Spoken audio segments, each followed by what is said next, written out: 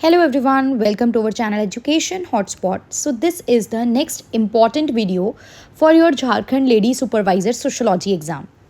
अब यहाँ पे हम लोग ने बीच में कुछ थिंकर्स कवर करे हैं, उसी थिंकर्स की सीरीज़ में यहाँ पे ये नेक्स्ट थिंकर है जिसे हम कवर कर रहे हैं, दैट इज़ विल्फ्रेडो पैरेटो।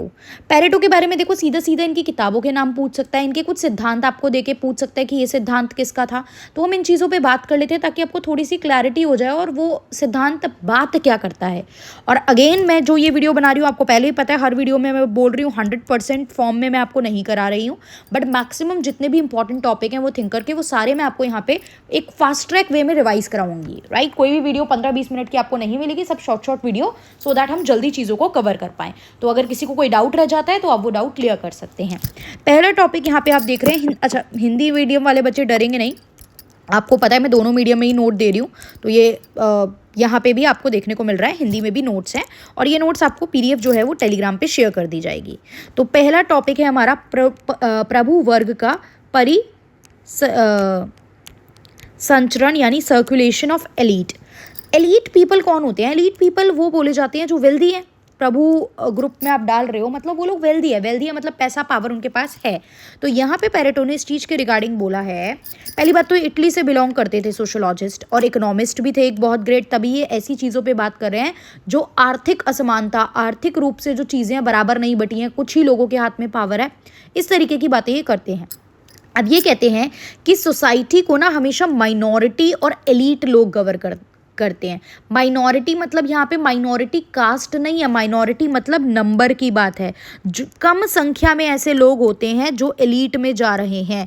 अब हमारी कंट्री की बात करें तो एक अच्छी खासी अर्निंग वाले जिनको एलीट पीपल कहते हैं सो कॉल्ड, वो बहुत कम है ना। बाकी जो normal middle class, lower class जो जनता है वो बहुत ज़्यादा है हमारी कंट्री में, लेकिन फिर भी जो एलीट क्लास होती है वो क्या होती है? माइनॉरिटी में होती है। माइनॉरिटी मतलब कम संख्या। माइनॉरिटी मतलब यहाँ पे ये नहीं है कि वो माइनॉरिटी ग्रुप से हैं, माइनॉरिटी में मतलब संख्या में कम है। और ये जो है वो बदलते रहते हैं, फिक्स नहीं होते, स्टैटिक नहीं होते। राइट, ये जो है टाइम टू टाइम बदलता रहता है, कंटिन्यूस प्रोसेस ऑफ रिन्यूअल। जैसे अब देखो, तो मैं बेसिक से एग्जांपल ले रही हूँ, ऐसे वैसे ये एग्जांपल डायरेक्टली नहीं, इसके अलावा भी बहुत सारी चीज़ें हो सकती हैं। कई बार जैसे अडानी अंबानी है, जब रिचेस्ट पर्सन ऑफ इंडिया की लिस्ट बनती है कई बार, तो कभी अडानी इज़ ऑन नंबर 1, कभी अंबानी नंबर 1 पे आ जाते हैं, तो वो चेंज हो रहा है ना। इसी तरीके से टॉप 10 की लिस्ट में भी चेंज आता रहता है। तो ये तो एक लिस्ट है जो आपके सामने आ रही है, इसके अलावा कितने सारे लोग हैं जहाँ पे लिस्ट ही नहीं बन रही है। हमारी रिश्तेदारी में, हमारे नोन में, हमारे नेबर में ऐसे कितने लोग हैं जो कई बार मिडिल क्लास है, अच्छा काम चल रहा है तो थोड़ा और अच्छी लाइफस्टाइल जीने लगे, या कई बार काम नहीं चल रहा है तो नीचे के पायदान पे खिसक के आ गए। तो यही वो बताना चाह रहे हैं कि ये चीज़ें बदलती रहती हैं, जहाँ पे कई बार एक एलीट ग्रुप को दूसरे एलीट ग्रुप से रिप्लेस कर दिया जाता है। जैसे पहले के ज़माने में राजा महाराजा, लड़ाई हुई, लड़ाई में हरा दिया गया और दूसरे राजा ने अपना राजपाट जो है वो इस्टेब्लिश कर लिया। तो ये चीज़ यहाँ पे हमें देखने को मिलती है। तो यही यहाँ पे पैरेटो क्या बोल रहे थे कि ये जो एलीट होते हैं, कि जो प्रभु वर्ग के लोग हैं, ये पावर इनको मिलती है कैसे? 2 तरीके से मिल सकती है। या तो ताकत से पावर ले ली है इन्होंने, या फिर चालाकी से ले ली है।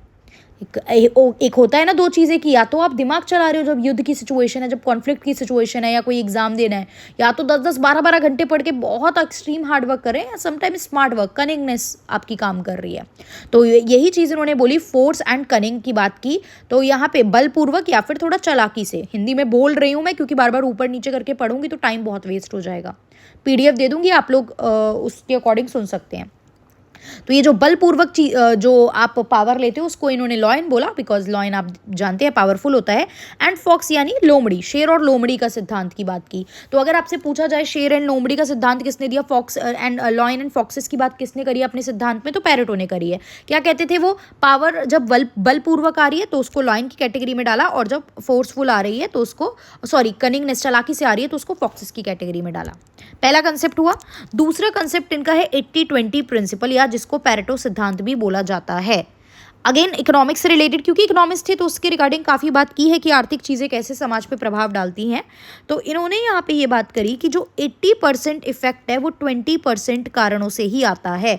जैसे कि आपकी कंट्री में भी मैं बात करती हूँ तो तकरीबन जो है 20% लोग ही अमीर, मतलब या अच्छे खासे संपन्न मैं बोलूँगी हैं, और वो हमारी जीडीपी में 80% का कंट्रीब्यूशन देते हैं, क्योंकि वो वेल्दी हैं, वो ज़्यादा कमा पा रहे हैं, तो मेरी कंट्री की ग्रोथ में ज़्यादा चीज़ें दे रहे हैं, और वहीं जो 80% बचे हुए लोग बच जाते हैं वो मिला के सिर्फ 20% ही दे पाते हैं।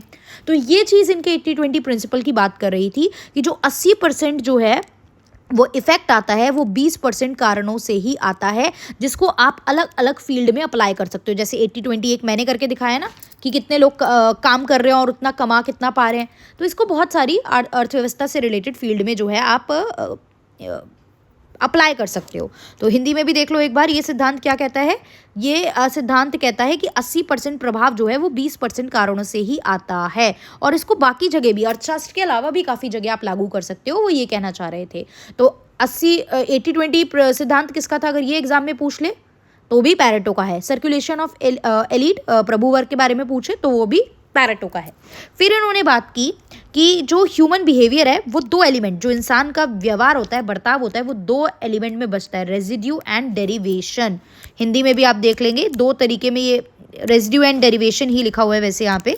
तो ये दो तरीके से आपका जो व्यवहार है वो बढ़ता है। अब पूछा जाए रेजिड्यू डेरिवेशन की बात किसने की, बिल्कुल पैरेटो ने किया। क्या बोलते हैं ये रेजिड्यू क्या है एंड डेरिवेशन क्या है। ये वो बेसिक इरेशनल इमोशनल ड्राइव्स हैं या फिर इंस्टिंक्ट हैं जो आपके एक्शन को क्या कर रही है, प्रभाव डाल रही है। ये रिलेटिवली स्टेबल होती है और कांस्टेंट होती है। देखिए सिंपल सी बात है, कुछ चीज़ें बिल्कुल बचपन में हमें सिखाई जा रही हैं, जैसे कि फॉर एग्जांपल मानो तब हम बहुत ज़्यादा चीज़ों में रेशनैलिटी, या पुराने समाज सोचो, पुराने समाजों में बहुत ज़्यादा रेशनैलिटी, तर्क विचार नहीं था चीज़ों में। जो चीज़ थी सब मान रहे थे, उन चीज़ों को क्वेश्चन नहीं कर रहे थे, ये क्यों हो रहा है, नहीं ऐसा नहीं ऐसा हो रहा है, इसका कारण ये भी हो सकता है। तो वो चीज़ थी, इरेशनल चीज़ें थी। इमोशनल कनेक्टिविटी ज़्यादा थी, जैसे कुछ लोगों की भगवान से है, कुछ लोगों की नेचर से है, तो ये चीज़ कनेक्टिविटी ज़्यादा थी। तो ये चीज़ को वो रेजिड्यू में डालते हैं। इस तरीके का जो इंसान बिहेवियर है, इरेशनल है, जो कि बहुत बेसिक है, जब इंस्टिंक्ट के बेसिस पे चीज़ें हो रही हैं, इमोशन आप अपनी भावनाओं के आधार पे चीज़ें कर रहे हो, कोई भी काम कर रहे हो, तो वो आपका रेजिड्यू में जाता है। वहीं डेरिवेटिव है रेशनलाइजेशन, मतलब यहाँ पे तर्क संगतता है। अब दिमाग लगा रहे हो चीज़ों में। जस्टिफिकेशन मतलब कि आपको जवाबदेही है आपकी, ताकि आपने जो कार्य करा आप उसको कह पाओ कि वो कार्य ठीक है, लेजिटिमाइज कर पाओ, कह पाओ कि वो लीगल काम है, हम कुछ खराब काम इस चीज़ में नहीं कर रहे हैं। क्लियर। तो ये कंसेप्ट भी रेजिड्यू एंड डेरिवेशन का इन्होंने दिया। फिर ये बात करते हैं प्लूटोक्रेसी एंड ओलिगार्की की। इसमें देखो कुछ नहीं है, इसका मतलब यही है। अच्छा, ये चीज़ यहाँ पे पैरेटो ने ये भी बोला कि ह्यूमन बिहेवियर जो है वो आप कई बार इरेशनल होके ही करते हो, राइट, लेकिन डेरिवेटिव के थ्रू आप क्या करते हो, अपने एक्शन को सही ठहराते हो। आप कुछ ऐसा काम करते हो ताकि आप शो कर सको कि आप जो कर रहे हो वो ठीक हो, ठीक चीज़ है, राइट। तो ये स्टेटमेंट देके भी आपसे इस तरीके से पूछ सकता है कि ये किसकी स्टेटमेंट है, तो पैरेटो की है।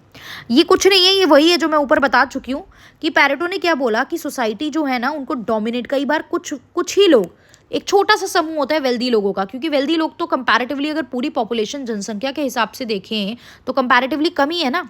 तो वो जो वेल्दी लोग हैं उनको इन्होंने क्या बोला, प्लूटोक्रेसी बोला, कि वो लोग चला रहे हैं चीज़ों को, माइनॉरिटीज़ को। तो माइनॉरिटीज़ क्या है, ओलिगार्की हैं, राइट। इन्होंने बोला को पॉलिटिकल सिस्टम क्या है ये नहीं अब मैटर करता है, लेकिन एक स्मॉल ग्रुप ही हमेशा क्या करता है, एक छोटे से ग्रुप के पास ही हमेशा कंट्रोलिंग पावर चली जाती है। तो ये चीज़ यहाँ पे आप देखेंगे। अगला सिद्धांत जो है इनका प्लूटोक्रेसी और ओलिगार्की का, यहाँ पे लिखा हुआ है कि अल्पसंख्यक जो कुछ लोग हैं वही आपका कंट्रोल जो है वो कर रहे हैं। उसके बाद किताबें मैंने सिर्फ इंग्लिश में ही लिखी है, किताबें हिंदी एंड इंग्लिश दोनों में नहीं लिखी हैं, बुक का नाम सेम होता है। तो आप देख सकते हो, पहली किताब mind and society, course the economy politique, क्योंकि आप देख रहे हो आयरलैंड से भी बिलोंग कर रहे हैं तो लैंग्वेज थोड़ी डिफर आ सकती है। Manual of political economy and les systemes socialist. तो ये 2-4 बार आपको रीड करने पड़ेंगे ताकि आपको ये माइंड में रह जाए। तो देखो वैसे सिंपल है, सर्कुलेशन ऑफ एलीट की थ्योरी, प्रभु वर्ग का परिसंचरण, उसके बाद इन्होंने बात की रेजिड्यू एंड डेरिवेटिव की, उसके बाद इन्होंने बात की 80-20 सिद्धांत की। मेजर इनके यही चीज़ें हैं जो आपको याद रखनी है, जिनसे क्वेश्चन बन सकता है। तो आई होप समझ में आ गया होगा पैरेटो के सिद्धांत, पैरेटो की किताबें आपको सब क्लियर हैं। अगर क्लियर है तो प्लीज़ मुझे बताएंगे कमेंट करके। और जो भी स्टूडेंट पेपर दे के आ चुके हैं, अगर किसी के माइंड में कोई क्वेश्चन है कि किस तरीके का पेपर आया, क्या क्वेश्चन थे, तो प्लीज़ डू शेयर दैट, ताकि हम आगे के लिए प्रिपेयर हो सके कि किस तरीके के क्वेश्चन इस एग्जाम में पूछे जा रहे हैं। सो या that's all, thank you everyone.